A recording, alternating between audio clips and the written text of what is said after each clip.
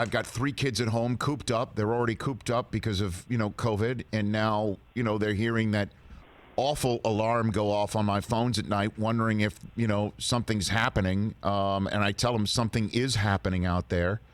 And I look down at my phone and I'm trying to be present for them, but I can't be, to be very honest, refreshing my phone and just seeing one horrific scene after another wind up in the palm of my hand. And it just makes me wonder if everything is going to hell and what can I do? What can we do? I know you're laughing, but that is essentially what I want to ask many of my guests today. I'm a 50-year-old Jewish white man.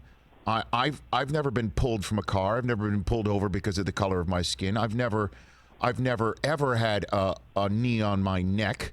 I've never had that. So I'm kind of wondering how I can join hands here and what we can do together.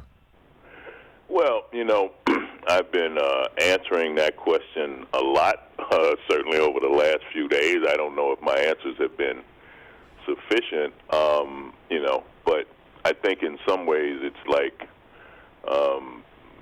whenever there's an emergency, people scramble to deal with the emergency, but perhaps that's not the preparation or execution that you want to have. In general, when there's an emergency, you have to act, but if you plan and execute otherwise, you might be able to prevent the emergency. So we're in an emergency phase. We've gotten past what we could have done. It's kind of hard right now to say what you can do. We have to let these things play out. But what I've also been saying to people is, and this sounds simple, I don't know, people sometimes ask that question, and it's like they want, the sort of miraculous answer, do this and everything will be okay, but of course it doesn't work that way. Right. I think, as I keep saying to people, it starts with people educating themselves, really, which is a fairly simple-sounding thing. It's more difficult than that to execute, but it really comes down to education and knowing that we live in a society that has often sold itself as a great society, but of course it was not great for everyone. America's often sold itself as a great nation, but it's not been great for everyone. It's been great for some people. And the attitude has been, if it's not great for you, then that's your fault.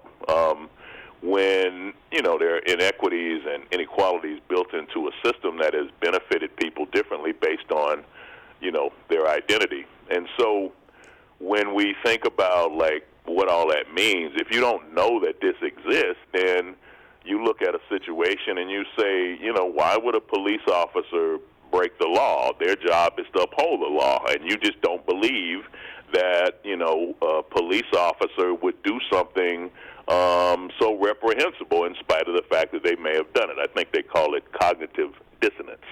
But if you don't have that knowledge and education, if you have no empathy and are unable to live in other people's shoes, at least vicariously, then, nothing ever changes because you only look at it a certain way. So that's what I mean when I say educate yourself. That's where it starts. And then from that, recognize that we live in a society that is still very divided, and there are numerous disadvantages and long-standing issues that consistently need addressing. I think that's where we have to start, even though it looks like maybe it's a bit late to be doing so right now, but that's really what it's about.